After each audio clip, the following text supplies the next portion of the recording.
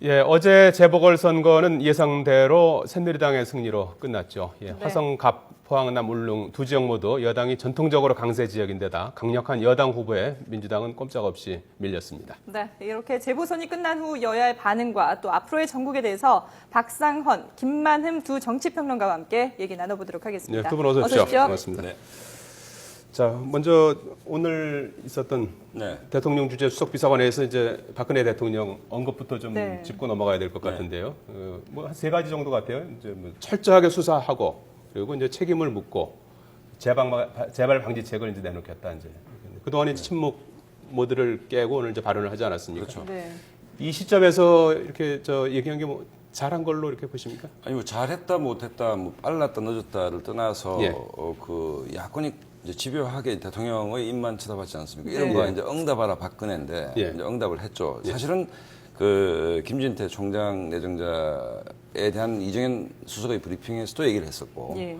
또 총리가 국민담화 형식을 통해서 얘기를 했었는데 대통령이 얘기를 했습니다. 다만 이제 야당 입장에서는 지금까지 응답하라 박근혜라고 요구를 했지만 뭘 응답해야 되는 데서 내부적으로 갈렸죠. 사과를 요구하는 세력이 있었고 최소한 아까 말씀하셨듯이 재발 방지 약속, 또 객관적인 수사, 공정한 수사를 요구하는 책이 있었고 또 초선 의원 20명은 내각 총사퇴까지도 얘기를 했습니다. 그러니까 야권 내에서 좀 일치된 어떤 대통령에 대한 요구가 없었다라고 봐야 되는 것이죠. 네. 그런 면에서 봤을 때 어쨌든 대통령으로서는 할 수 있는 최대한 수위를 했다라고 저는 보고 오히려 좀 주목이 되는 것은 과연 야권이 이제 이 댓글 국면에서 어떻게 출구 전략을 찾느냐인데 어쨌든 그 공수장 변경도 법원이 수용을 했죠. 예. 그다음에 보궐선거도 야권 입장에서는 굉장히 실망스러운 결과를 낳게 됐습니다. 예. 그렇다고 본다면 새로운 국면으로 이제 전환을 해야 되는데 과연 그게 간단해 보이지만은 않습니다. 어쨌든 숙제가 야권에 훨씬 많은 어떤 국면이다. 저는 이렇게 보고 있습니다. 예. 김만흠 평론가께서는 뭐 네, 시적절했다고 보십니까? 박상원 박사가 늦고 빠르고의 문제 아니다라고 했었는데 굉장히 늦은 거죠. 네. 몇 번의 기회가 있었습니다. 이게 지금 대통령 되고 나서 이 문제가 이전에 후보 때 했던 데하고는 상황이 다르게 좀 드러났었죠. 지난 4월 달에. 예. 그랬을 때 조금 빨리 언급을 하고 정리했으면 이 문제가 이렇게 정치적으로 확산되는 것은 막을 수 있었을 것이다라고. 또 하나는 6월 달에 이렇게 기소가 됐을 때 적어도 국가기관이 기소가 있기 때문에 국가기관의 최고 책임자는 대통령 아닙니까? 그러면 검찰의 입장에 토대를 두고 할 수도 있었을 것이다라는 것이 두 번째가 있었고 또 한 번은 이른바 3자 회동이라고 했던 시기에 뭔가 이런 걸 포함하는 얘기를 조금 해줬으면 조금 나았을 거다라는 얘기입니다. 그리고 최근에 와서는 지난 며칠 전에 정호원 총리가 얘기했었는데 총리가 얘기했던 내용뿐만이 아니라 총리가 하는 게 적절했느냐 하는 문제가 제기됐고 혹시 박근혜 대통령이 정말 어느 수석비서관에 의해서 이런 얘기를 추가로 할지 모르겠다라는 얘기를 했는데 추가를 했어요.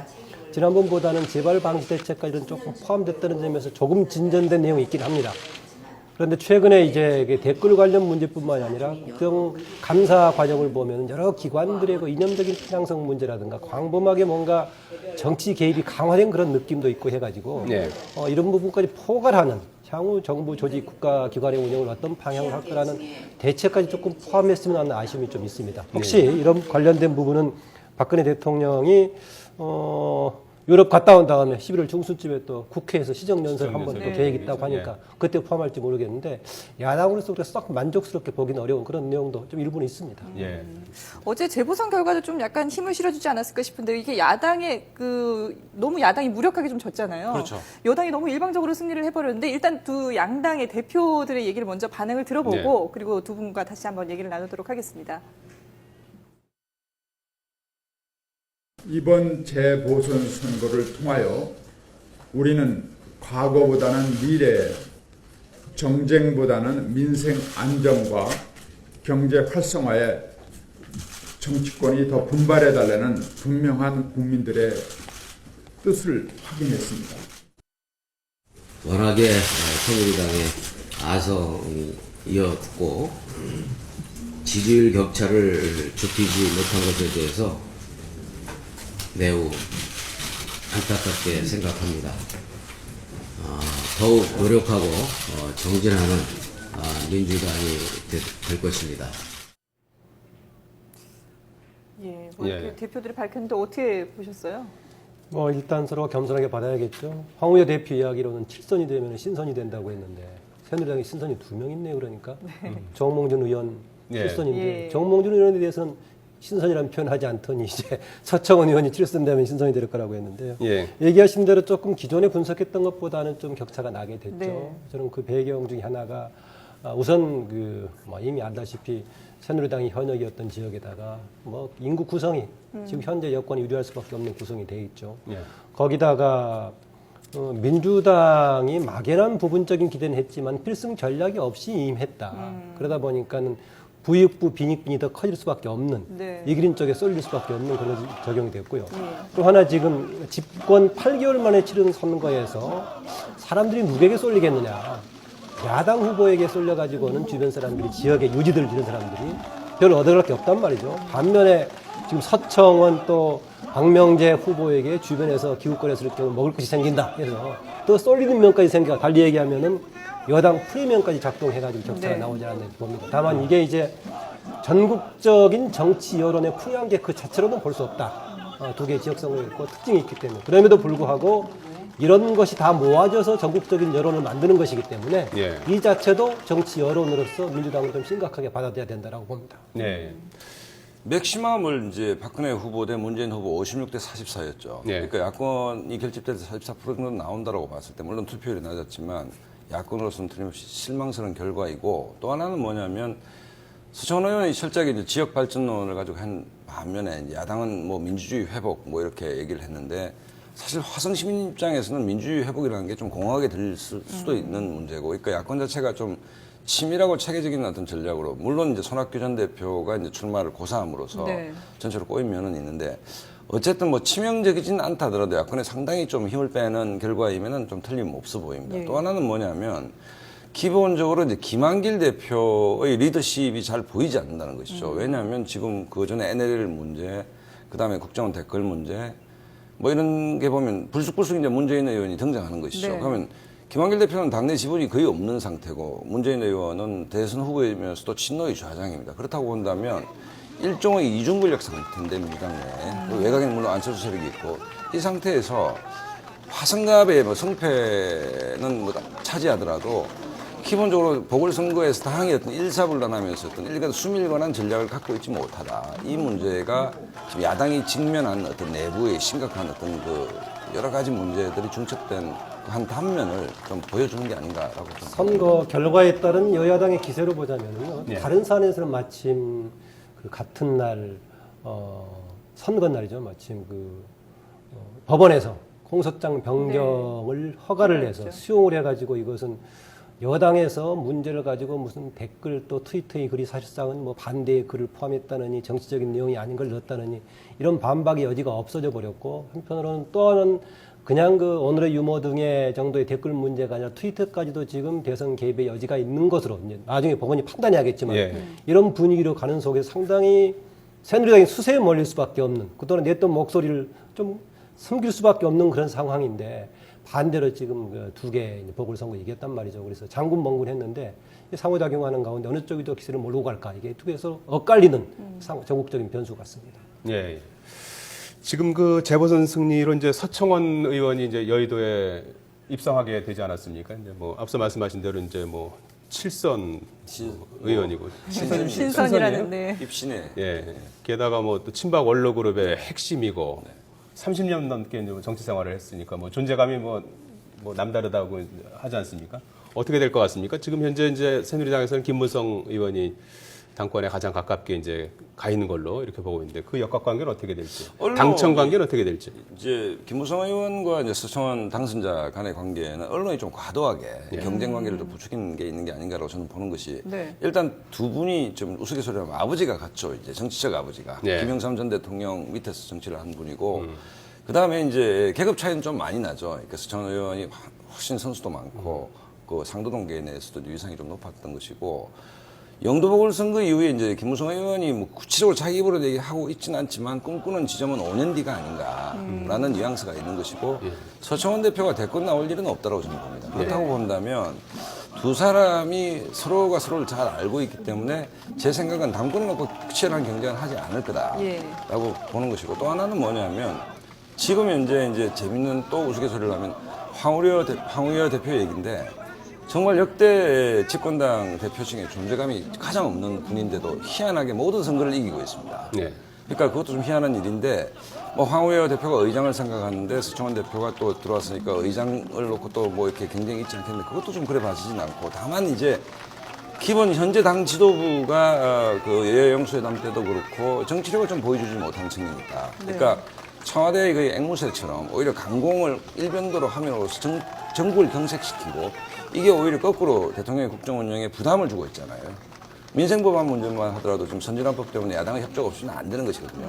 그런 측면에서 이제 당내에서 서청원 대표가 좀 정치를 복원하여 네. 야당도 좀 쉐어를 하고 이런 형태의 어떤 그 정치력을 좀 발휘해주길 기대하는 측면이 당내에도 굉장히 많은 것 같습니다. 근데 그 기대에 이제 부응할지 안 할지는 모르겠으나 어쨌든 서 대표에게 기대가 크다는 얘기는 새누리당 내에 독자적으로 사고를 하고 궁극적으로 대통령에게 기여하는 뭐 이런 형태의 어떤 정치력 내지 정치적 사고력이 굉장히 떨어져 있다. 이게 전국 경색의 이유가 되기 때문에 네. 거꾸로 서청원 대표한테 기대한 바가 좀 크지 않냐 이래 봐집니다. 예.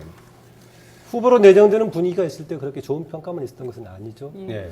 사실은 그 이 두 지역에 대해서 워낙 그 이른바 새누리당의 텃밭이라고 하는 지역이었기 때문에 민주당이 완전히 포기하고 신경을 안 쓰고 있다가 서청원 전 대표가 공천된다는 이런 분위기가 나오기 시작하니까 아, 민주당도 한번 역전 시켜보자 등장했던 거 아니겠습니까? 예.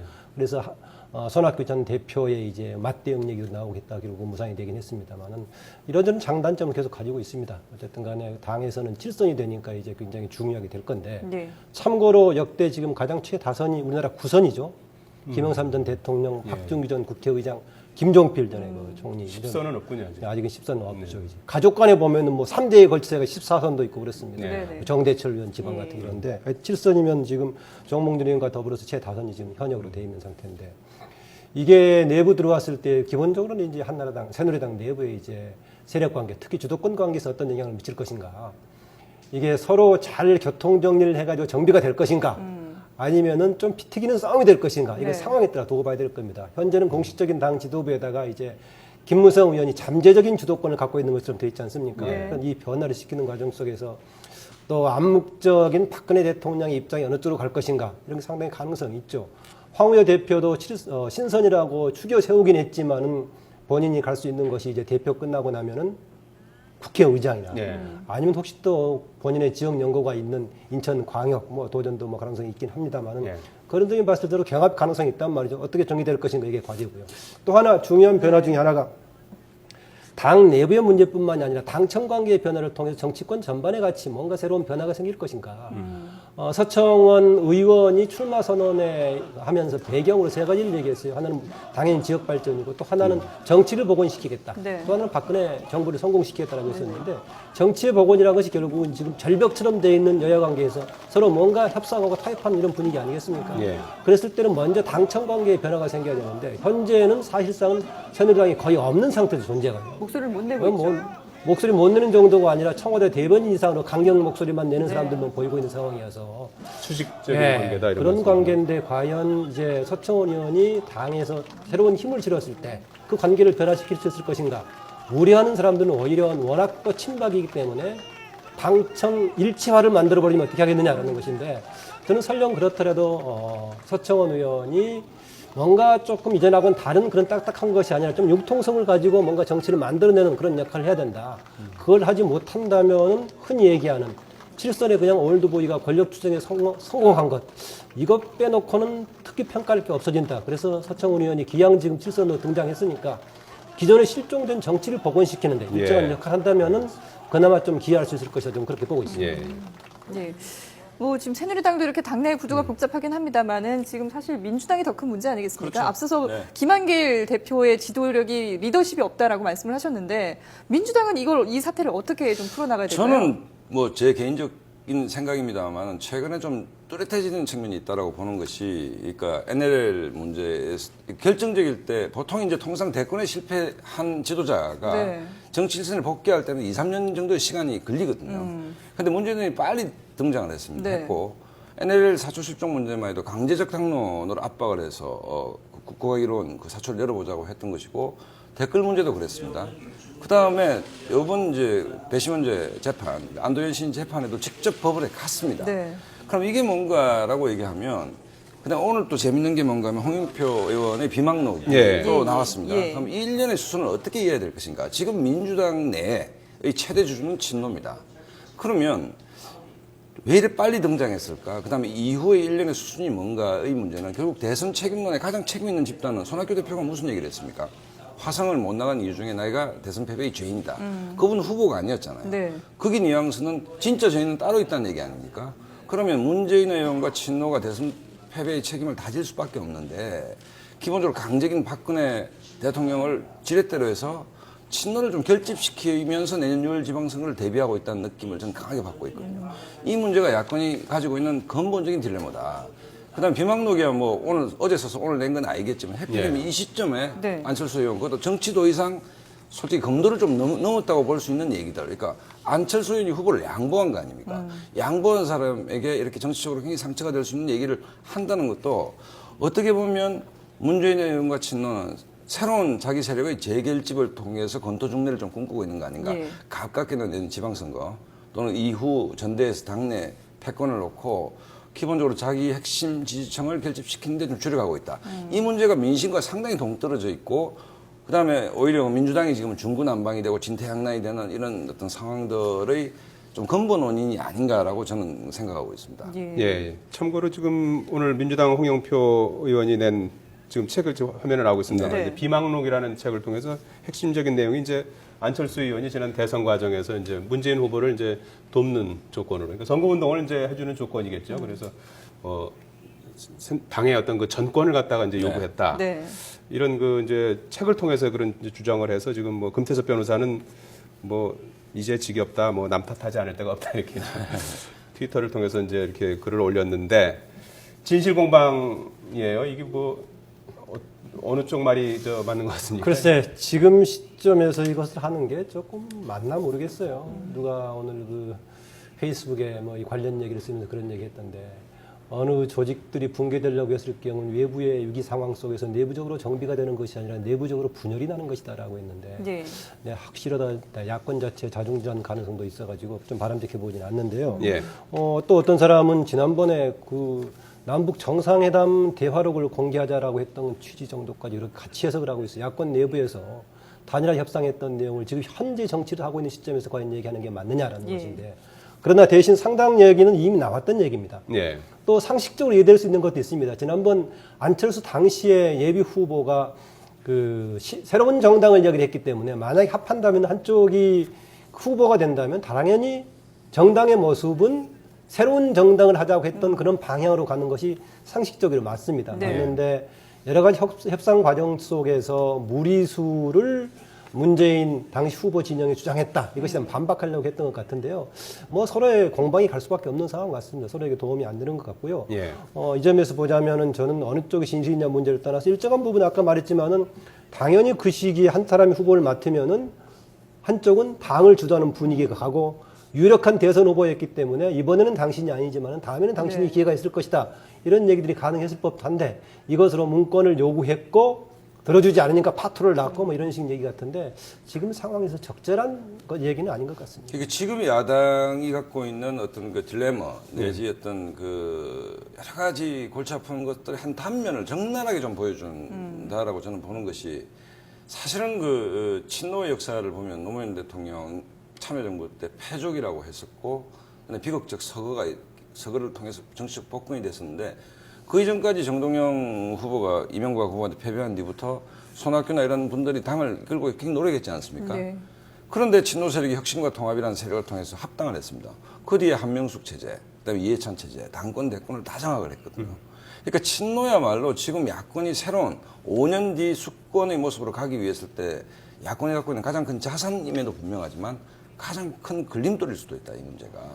그다음에 지금 친노 헤게모니 속에서 친노가 지금 꿈꾸는 것은 궁극적으로 좌파 세력들, 그러니까 문재인 의원을 비판하는 데서 전문가들이 댓글을 민심으로 착각하고 있다고 비판하는 사람도 있습니다. 좌파 세력들의 어떤 그 인터넷 공간 속에서 댓글이 달리는 문제를 객관적 민심으로 좀 혼돈하고 있는 거 아닌가라고 비판하는 사람도 있는데 일단 분명해 보이는 것은 자기 세력의 결집에 지금 집중하고 있는 거 아닌가 이렇게 봐집니다. 민주당 관련 좀 추가로 말씀드리자면 예. 현재 민주당의 입장은 지난번 장애투쟁 중심에서 이제 정기국회로 넘어가면서 예. 24시간 이제 정기국회 체제를 가동하고 헌정사에서 가장 강한 지금 원내 투쟁을 하겠다.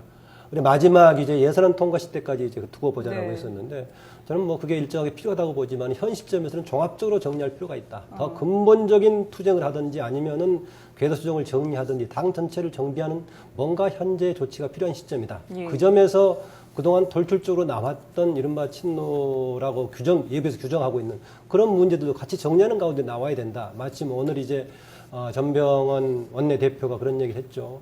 국정감사에 집중하는 걸 강조하기 위해서 앞으로는 상시 국정감사 뭐 이런 얘기도 나왔는데 네. 그것은 필요하다고 보는데 이 시점에서 그런 얘기 하더라도 뭔가 지금 민주당의 진로와 관련된 종합적으로 정리된 체계화된 방향 속에서 얘기가 나왔으면은 효과적으로 사용할 수 있을 것인데 이것저것 그냥 좀 뱉는 느낌이 있어서 이 시점 어쨌든 간에 민주당은 종합적으로 전략 전술을 정비한 네. 필요가 있다 이렇게 보고 있습니다. 알겠습니다. 박상헌, 김만흠 두 정치평론가였습니다. 고맙습니다. 고맙습니다. 네, 감사합니다. 네.